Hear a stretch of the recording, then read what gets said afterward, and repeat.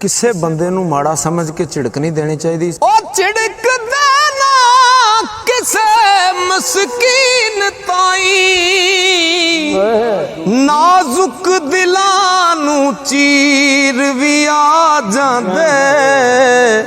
ਉਹ ਜਿੱਥੇ ਨਿਤ ਅਮੀਰਾਂ ਦਾ ਗੁਜ਼ਰ ਹੋਵੇ, ਉਸ ਬੂਏ ਫਕੀਰ ਵੀ ਆ ਜਾਂਦੇ।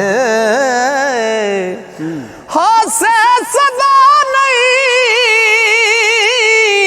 ਸੱਜਣਾ ਸਾਥ ਦੇਂਦੇ, ਕਦੀ ਅੱਖੀਆਂ ਨੀਰ ਵੀ ਆ ਜਾਂਦੇ। ਚੰਗੇ ਵਕਤ ਜੇ ਹੋਣ ਸਰਦਾਰ ਸਾਈਆਂ, ਤੇ ਬੁਰੇ ਵਕਤ ਅਖੀਰ ਵੀ ਆ